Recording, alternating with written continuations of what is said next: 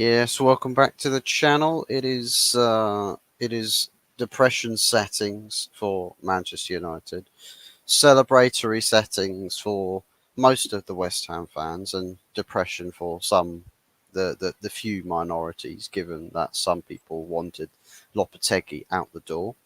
I think it's a day of wins and losses, I think we can say, with the fans that want the managers gone.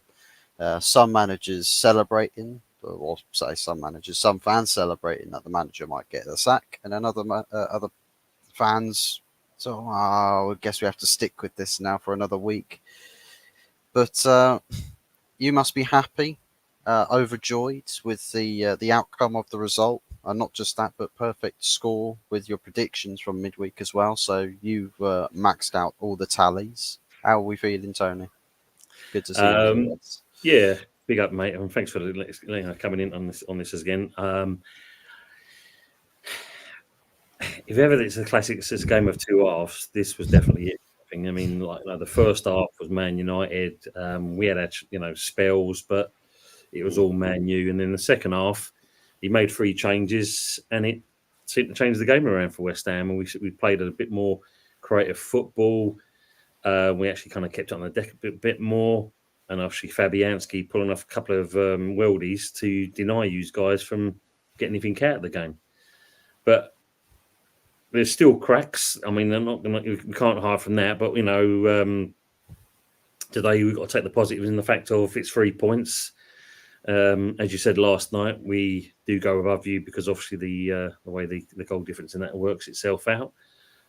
But yeah, I mean, I was pleased with the second half performance. Just the fact that when we scored and let you get back in, and of all people, when you saw Casemiro score, I mean, it just shows you how bad we are at defending at the moment. It's atrocious.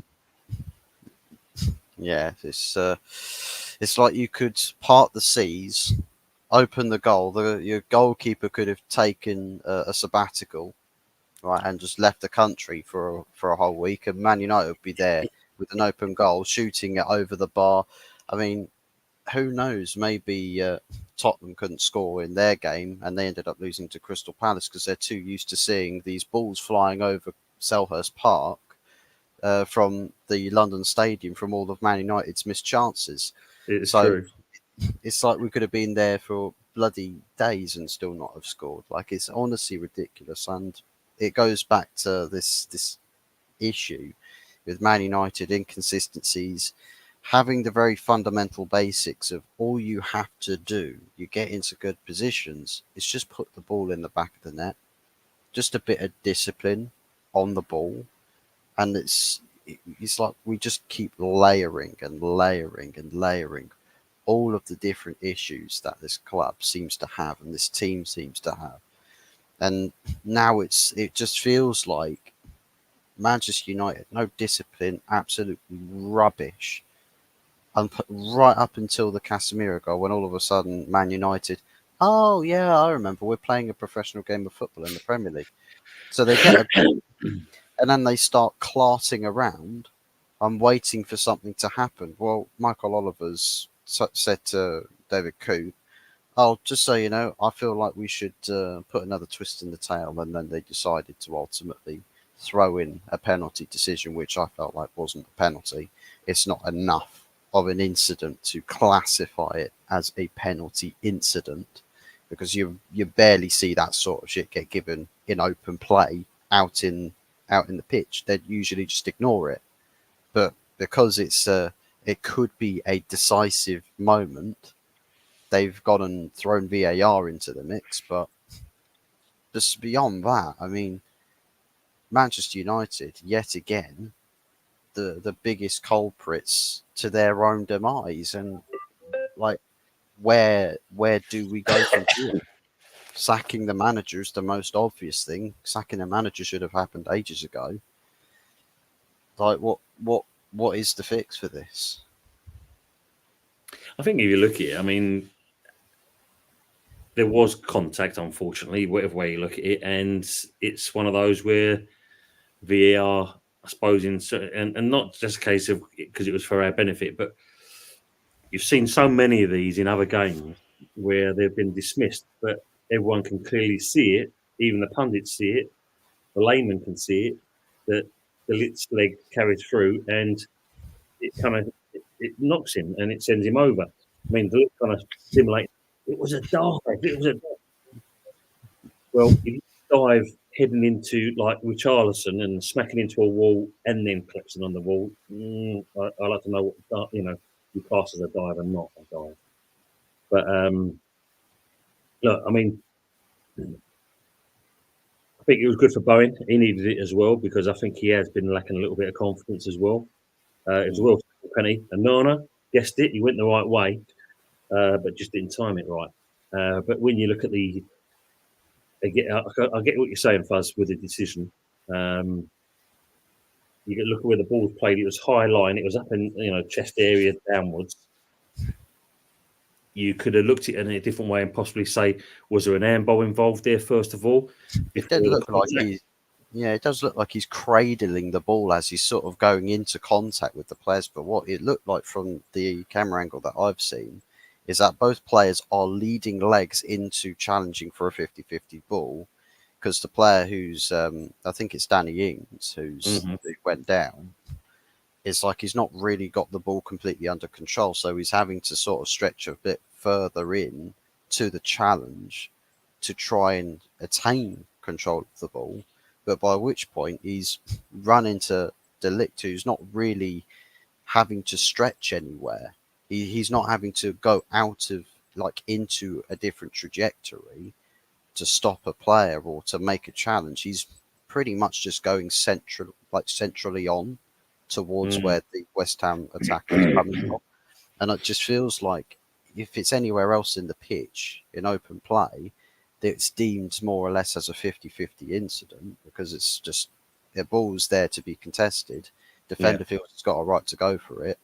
An attacker just pulls the short straw of it, and he's on the floor because of it. But it's just I don't agree with it at all. But I can't sit here and say that VAR lost us that game when Manchester United spent the whole first 45 minutes putting the ball anywhere that wasn't the back of the net, and it gets so bad now. It gets so bad now that you almost have to point an accusatory finger towards Ruud van Nistelrooy. It's just like, we know that you don't tell these players to keep the ball, use certain techniques to keep the ball down on target. You're not telling Diogo Dalot to lace a fucker straight through that ball instead of side footing it into an open net. You don't as a professional, former professional top level striker, tell somebody, oh yeah, when you're in front of goal, all you got to do is just don't side foot it, caress it in, place it and all that. I want you to thunder cunt it straight into orbit, all the way to Uranus, wherever the fuck you can get it. It's like you just don't see that. It doesn't make any sense for a player to do that. I honestly, words cannot describe how easy it is for Manchester United players to find new lows. These are genuinely new lows, and Bruno Fernandes, absolute dickhead that he is, deciding to fuck around towards the end of the game there. And he knew it as well. That was the worst part about it, Fuzz. He knew about it because the little smiles out of his face, and it's like, do you realise what's at stake at this point? I think he's probably smiling because he's like, I might have sacked the manager, I might have got it sacked. Yes. What can we say it's anything else? I mean, sheepish grins. I mean, if you have pride in your football club, you're not sitting there realising, oh my God, we're actually down in 14th place. But I'm going to laugh about it because we're embarrassing, and I get to be the biggest twat in England for another week. You just wouldn't do it. Your pride wouldn't let you do it. So we now know these players don't have pride. They don't have pride. So more evidence. I know what you're saying there. I mean, going back to the penalty decision before then, if you look at the corners for both, when we were attacking as well as you defended, and vice versa, you could just see the nervousness from both sides because it was like hot potato. There was no kind of finesse about it. It was ping pong all over the place. Header, header, header, clear header, get it back in, header, clear it out. It was just shocking to watch. It kind of summed up a kind of typical low par Sunday League team, watching both sides the way they defended. It was quite poor. I think there were some people who were saying that this game, blockbuster game, that genuinely looked like a 12th place versus, it's like 11th place versus, was it? Yeah, no, it was a 12th or 11th place versus 14th place or something. It looked like that sort of game. It genuinely did. And that's massively concerning. I think in the sense of both sides, that if it's not Manchester United, West Ham do not win that game. Whichever No, way you look at it, exactly. if any club that's not Manchester United, even a Championship club, would have beaten you today. With the way in which that they got the opportunities in that first half, they're taking some of those chances at the very, very least. For Man United's case, we just don't take any. Just take none. Take none of them. Even if you offered 20 chances, it's like the bloody game with under David Moyes against Fulham at Old Trafford, where I think we broke the I don't know if it's world record, but Premier League record definitely for most amount of corners and crosses in a game to not win it. And it's like, well, how many opportunities do you need? Like, genuinely, how many? Honestly, it doesn't make any sense to me. But how many games do you reckon that that result's bought for your manager? How long do you reckon he'll get now? Well, the thing is, when you look at it, the next game is Forest Home or away? away. So Away. and this is where he made the changes in the second half. So it's will he stick with what he did with the second half? Big out Hex's blowing bulbs. Will it be the case of he sticks with that for the into the Newcastle game? But I don't think he will. I mean, at least he kind of addressed us a few things. I mean, I don't think putting the Debo on the bench should have happened. Yeah. But All three of your substitutions at the start of that second half improved the game for you massively. absolutely, yeah, they changed the fortune for West Ham. But Mavropanos did okay. You can't not fault that. I mean, he did well as a replacement for Tadibo, but he came on and he was immense at the back. Somerville just shows you what he can do, and well taken goal. And Souček, yeah, he did his shithousery and it kind of paid off. So yeah, them three substitutions alone made a difference. But also, when you think about it, I say changing the keeper more than anything else was quite massive in that respect. I mean, there was the only mistake that Fabianski made in the first half is when he came out for a ball. He had no intention of actually winning, and a lot missed an open goal. Yeah. And the rest was history. We could probably say the miss that costs Ten Hag's job. And then we find out that he received a paycheck for it. Chelsea will destroy United next Sunday. Yeah, quite easily. I mean, it looked like they were going to destroy Newcastle today, but ended up not really being the case. But Newcastle United are not Manchester United. We will get absolutely fisted. Absolutely fisted. No Diddy Lube needed. Palmer, that through ball for the second goal. I mean, bloody hell. He just cut it open. It was bloke's immense. Oh, it's the first goal that for playing Neto in down the line. Oh, I mean, yeah. I mean, Jesus Christ, it's just you don't really look all that much. He sort of knows that the run's being made, and he's just played it to space. Neto's like, okay, I'll chase that down. I don't know who the right back is for Newcastle, but he got spun a new one on that one. And I think it's Livramento. Yeah, oof, yeah, he was a good fullback, as well. But yeah, cooked alive at that juncture. But yeah, I think Neto for the proper wingers performance with Neto. Well, if Not you look like at Neto, I mean, he had a lot of space in the first half. Really don't really count for anything, and does it? That's the thing. And you as a player, that must be frustrating, considering you're getting all that space, but there's no creativity from it.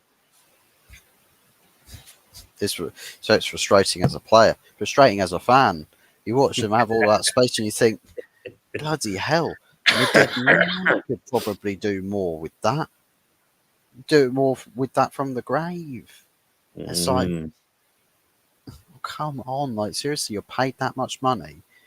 You're training week in, week out to figure out how you want to play certain things in certain positions, and then you screw around with it when the opportunity comes, and it's just like you don't get paid to shrivel up like a scrotum in the height of winter. You don't get paid to do that in those moments, those pressure cooker moments. You have to step up. You have to take the initiative and think, and then act. Map it out in your head what you're going to do before that ball gets to you, and then enact it. See that the more intelligent players can map out what's going to happen within the next 5-10 seconds. That's all you need to think about. Map out what I'm doing for the next 5 seconds when the ball comes to you. Do that straight away. You immediately you open all sorts of avenues of opportunity, whether that involves you creating space for you to have an opportunity, or it gives time and an idea for your teammates to get into more advantageous positions than you and to play them in. So it's like with Cole Palmer with the pass to Neto. Just knows what's going to happen, so he plays it. Neto knows what's going to happen. He runs. Nobody in Manchester United knows what the fuck is going on. They probably don't even know that the game kicked off today at 2:00. They're probably all thinking, "Oh, well, it's 3:00 now. What are we doing?" Yeah, your clocks have gone back, Man United players. The clocks have gone back. The only person with the clocks that you've actually got the bloody clocks right, it's your bloody coach driver that got you down there. At least he'll get you to a game on time. But everything else about Manchester United today, fuck it, fold the club. Sack the manager, sack all the players and fold the club. There's just no point to it. Genuinely no point to it. The only saving grace is that we're not sat down in, what is it, 14th? No, we are 14th. We're not sat down. Oh, no, never mind. We are. We're still down in below Newcastle. Well, even Crystal Palace are getting points. Leicester and Everton 2 points behind us. Watch out. They'll take us. They'll overtake us. Well, it's quite ironic when you look at the Spurs situation today. I mean, it's like the fact that last week there was all banging on about this is West Ham's cup final today, and they lost it. Blah blah. Well, it was West Ham's cup final today again. At least this one they'll win. At least they'll know that they'll actually win this FA Cup final. Probably get little mock trophies, little mock FA Cup trophies that they'll take home in their goodie bags. Like, yay, look at me. I beat Man United. It's not really that much of an achievement anymore. Having honey roast ham at dinner tonight. Oh, I had me. Is there any minted potatoes going on with that, Aces? Had me some garlic roast chicken some of the crunchiest roast potatoes. Splendid stuff. Can't go wrong with that. Nice. And Mikel Arteta's cousins just scored for Arsenal. The Mikel family. Now It's gonna be winning one of two. those games, ain't it? These two, and that it's going to be, That's under a Rice, VAR review. Rice taking the ball. Yeah. Right in the sweet spot. Look at that. Keller not even was rooted. Why are you touching the badge for? You've only just fucking come to the club. You have no idea. What the fuck? These players, Jesus Christ. Look at me. I used to support your club when I was a little child. Yeah. Shut it. Shut it. What I'll tell you what that shit is they're taking your baby pictures and photoshopping Arsenal kits and your football club kits on pictures of them as babies to say, oh, well, you see, I told you I was a fan of you my whole life. Hold on. Oh, mind you, it wouldn't be involved, actually. I think it'd be actual. They are looking at VAR, possible offside. Oh, you know what? There's an arm sticking out, but I think he might just get away with it. It's very marginal. 100% of penalty aces is only yet. I haven't seen it, so I can't comment if it was or wasn't. This could be offside, this one. His arm's out in front.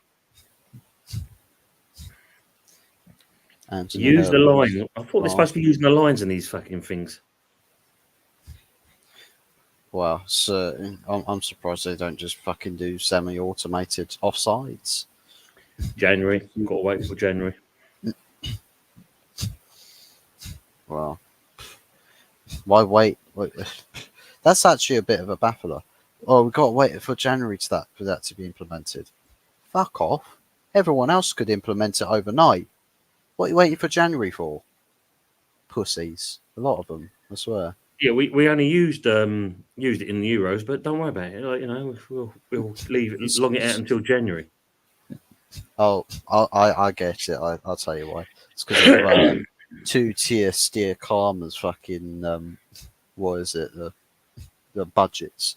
Oh, I can't afford the technology until the budgets are passed. Oh, have to wait for the money to come in. I can't believe it. West Ham spoiled it. Tenor forever. Trust the press, I suppose he made. That's Tony. The only problem for his arm's just out in front of you, Pretty sure they've given it. The only problem, right, with the rival fans saying Ten Hag in forever, is that you need Man United to not be losing games. You need us to win. You can't. You need us to be winning games if you want the managers to stay. It's like Lopetegui. I can say, well, Lopetegui in for life. He's winning games. He'll stay here forever. Oh, look at Arteta. Arteta in forever. Lifetime contract if he beats him. Yeah. I still think Loppe is on borrowed time, as this results just gives him breathing space. More than likely. Leicester City will knock United out of the cup on Wednesday. Yeah, they will. 100%. 2-1 Arsenal. Yeah. With Thomas Partey at fucking right back, by the way. Ben White. Oh, centre back. Roast potatoes and yucky pudding and veg. Nice. Good stuff. Dear me. What have you been doing? Eating sand? Yeah, I'm trying to do my Sean Dyche for Halloween for Wednesday. Oh, so that's why you had a bad sore throat then? It's because you tried doing Daishi auditions. Wow. Well, your next couple games, you got Nottingham Forest away in the Premier League, and then Everton and Newcastle to follow. before Mm. the Arsenal pay a trip to London Stadium. How do you see the your start of November kicking off then? Well, if you look at it, I think we've got a chance, possibly against Everton. The Forest game, I think, will be a very hard game considering how well they're playing. And then Newcastle. Well, I say Newcastle. You know what team's going to turn up, do you? No. Apart from a couple of players, you can say that could change things around. Other than that, no. And of course, then you say I've got Arsenal coming up, so November is not looking bright. It all comes down to what he's going to pick out there. So out of that lot so far we've mentioned, if we get 5 points, then I'll take that considering the teams that we've got coming up. Hot whiskey and honey, yeah, definitely. Meanwhile, Man United, what have we got coming up? Absolute hell, as it would seem. Our next game, I think midweek. Yeah, Leicester City at home, easiest loss of our lives, followed by an even easier loss against Chelsea.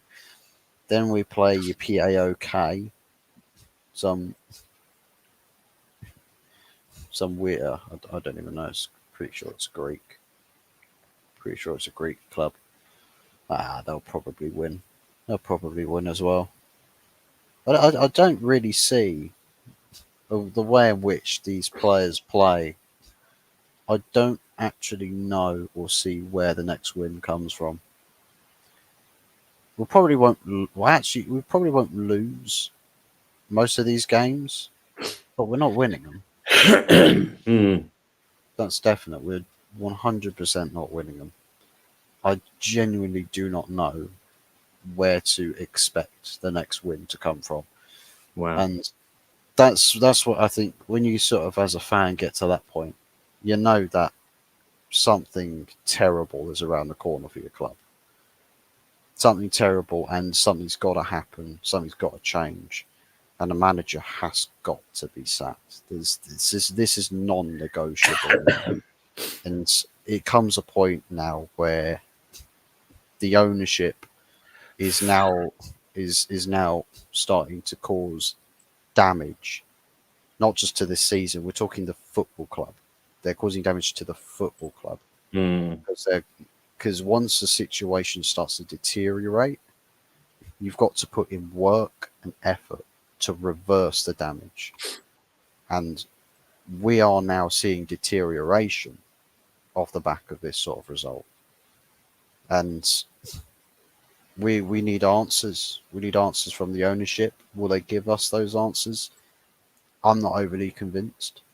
I don't believe that Ineos really want to pull the trigger right now.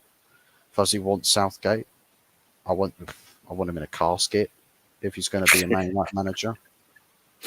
He can manage he can manage on the touchline at Manchester United at Old Trafford from his coffin. Would you take Thomas Frank? Well, ahead of keeping Ten Hag, yeah, I'll take Thomas Frank. Terzic?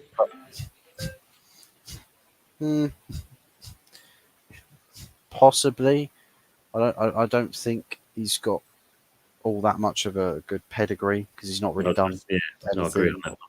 He's a bit of a lost cause with Dortmund, to be honest. Not fancying that at all. Wouldn't wish Southgate on anyone. No, do you know what? Since Crystal Palace got linked to Southgate, just go on and beat Spurs. Why don't you? Yeah, no Southgate here. Do you know what? The only club that's not actually responded to being linked to Southgate rumours is Manchester United. Everyone else that's been linked with Southgate's gone on, right, we can't afford this. Cannot afford to sit around and continue to be linked to Gareth Southgate. It's become one of the biggest insults in football. I mean, behind Harry Maguire. Sorry, mate. I was going to say the interesting confirmations there because obviously he says there Don Carlo on Boyd time. Mm, You take Ancelotti. I would. Mm. I would. Yeah, I'd take Carlo Ancelotti. I think it's a figure of respect in the dressing room that players know they have to work hard to perform for the manager, and it's not someone that as somebody who works upstairs in the boardroom, you see players disrespecting Carlo Ancelotti, and the boardroom sits there saying, "Yeah, we're definitely going to side with the players here." You wouldn't. You just wouldn't. With Ten Hag is a little bit different because he's like the very loud, obnoxious person who's like, "Well, I want things to be my way," and the board's just like, "But is your way comprehensible? Mm. Like, is it understandable? Do people understand what you're trying to tell them to do? Like, what you're trying to get them to do here?" And in most cases, probably not. It seems quite complicated the way that Ten Hag wants to play. I think, we need an attacking manager, but one that's a bit more simplified. So looking at yesterday we were saying about this is the Sakiko. Mm. What do you think is next for the board at Man United? Do you think they're now going to step up this? Get a new fellow in, or are they going to give They a have bit to. more the vote of confidence? They have to. I think that they have to sack him. They don't have a choice. If they still choose to not sack him, as I've said, Mm. they start to deteriorate the club. Because I mean, the season's gone. We're not getting top four. That's over. So there's no point in talking about, well, we've got to salvage the season. Salvage what? What is there to salvage? There's nothing to salvage. You can't get anything from the season now. It's done. We're finished. It's now stopping the rot of this season spilling over and poisoning the club so that next season's not a write off. So we regress things as much as we do. It's like with Ralph Rangnick when he finished his Premier League interim season, statistically the worst season Premier League season of Manchester United's history. The damage from that carried over into the following season. Never really fully recovered. What happened the follow-up season? Oh, another record breaker season for the worst Premier League campaign. It carries over from season to season with Manchester United. That's how bad the situation is. You've got to find a way in actually draining the swamp. Drain the swamp and clear out the toxicity. And I feel like if I was in there with big bucks, I'd be sacking people, sacking players. I'd sack a big name in that dressing room. One, to spite him, and two, to set an example. Everybody else, you love playing football so much, prove it. Prove it that your paycheck comes second to you. Prove that representing your football club comes first. But I'm not Ineos. Ineos aren't me. Ineos are people who want to think cost effective methods, right? Trying to get Garnacho or ask Man City, oh, can Garni and Mainoo Cubby join you on your plane to the Ballon d'Or ceremony? Because we want cheap tickets. Fuck off. Mm. You should be able to fly both of them out on private jets, mate.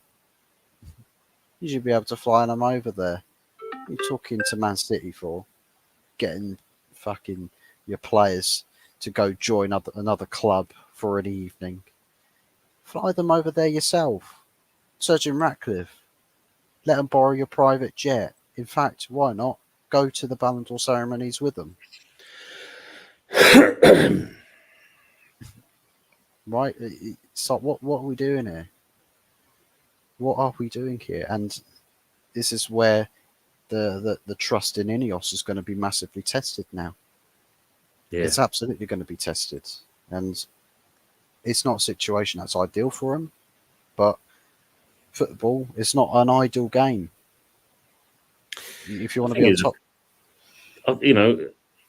you got to think that Can you see that Ineos put himself in this position because they kept with him?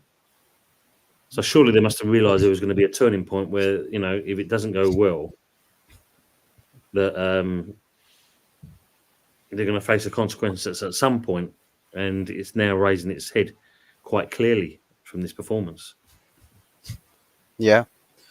I mean, some of them might have said, "Yeah, look, this is a risk keeping South." I'll call them Southgate then. I might as well call them Southgate. Both, both, both has finished as each other.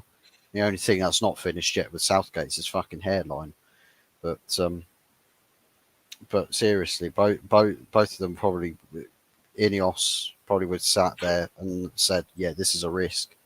This is really a risk." Like, but if it's like if it pays off, it pays off big. If it doesn't, I mean, there's not going to be a huge amount of harm in going for change. We just have to incite change, but know when to do it. But do we trust them to know when to do it? Because they might wait for things to get so bad that we're in the relegation zone. And trust me, I really believe it in my heart of hearts, Man United could end up in the relegation zone come Christmas. Genuinely, it's only 2 months away. Plenty of games in that time for teams to get points against us and against other teams and overtake us. Everton, Leicester, 2 points behind us. We just have to not win next weekend or just lose next weekend. Both of those teams to win their games straight away above us. Straight away. And we're in 17th. That's one place off the relegation zone. It's November, guys. November and Man United in 17th. Soon to be relegated. I don't look so stupid now when I started joking about Man United in relegation and teasing it. I don't look so stupid anymore. Like, when we go bottom of the barrel, trust me, there's more layers to that shit. There's another barrel under there. Just burn through the hole. Just burn through a hole in the bottom there. You'll fall into another barrel and you'll just keep going down. It's not like a planet either. You can't just burn your way right through the core and then come down to the other side and you're, oh, look at that. We're up on the surface again. Like, it just keeps going down and down. That's how football works. You get to the highest of highs, you forget just how low the lowest of lows can go. And it just goes on forever and ever and ever. You have to seek the people with the influence and power to see the incentive of really pushing hard to stay on top of things and control the ship. And if you're not sacking a manager because things can get so far out of control, I mean, what are we doing this for? What are you owning a football club for?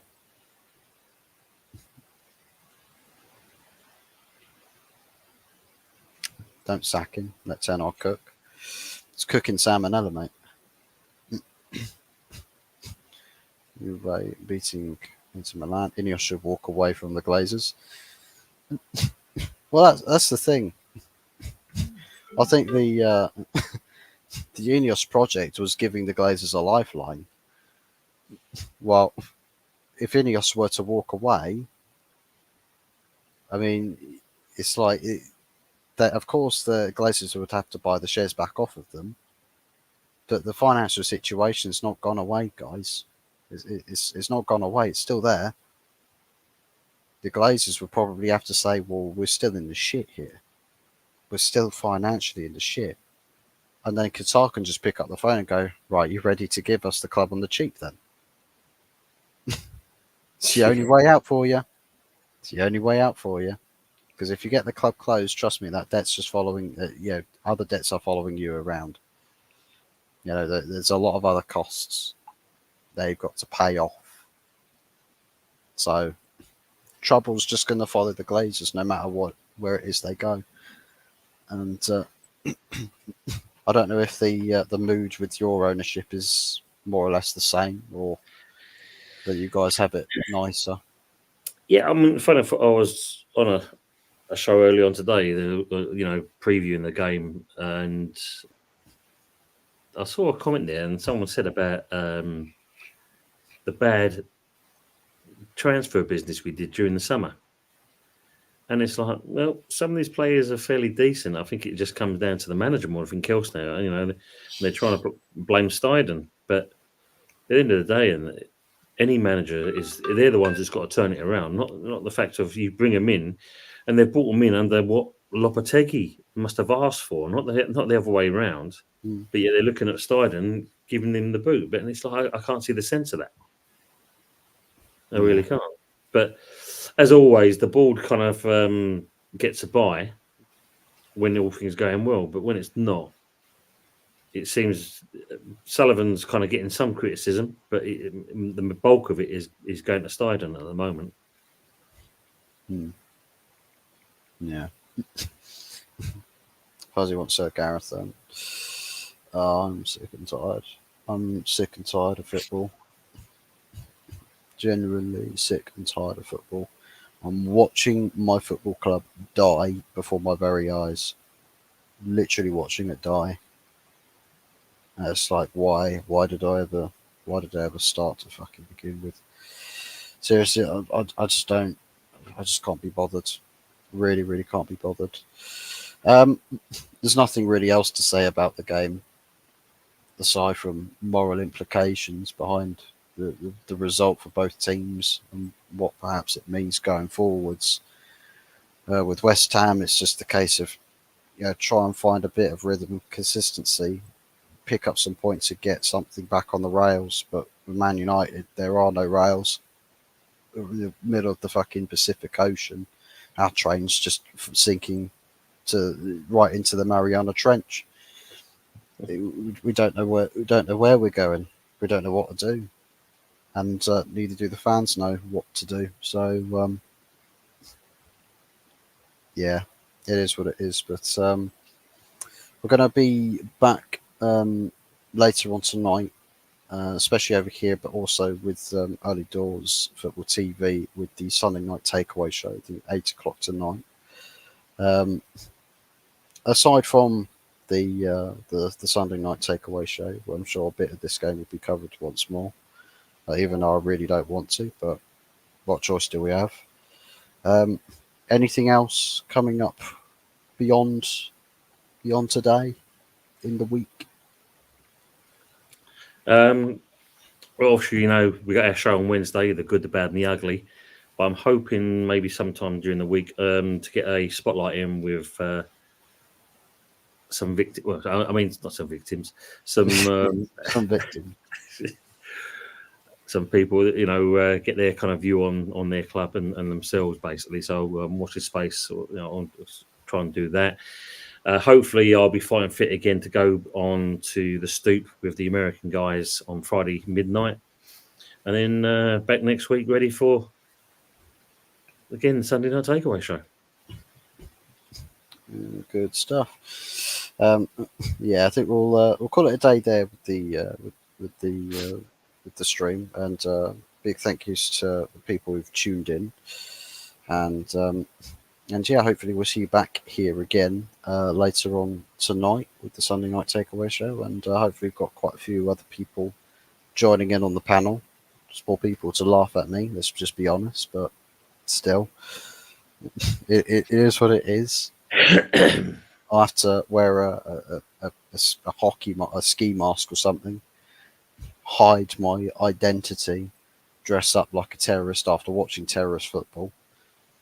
It's the only way forward for me right now. Coping mechanism. Lace my chocolate milk tonight with some of the hardest stuff that's ever impacted a human body.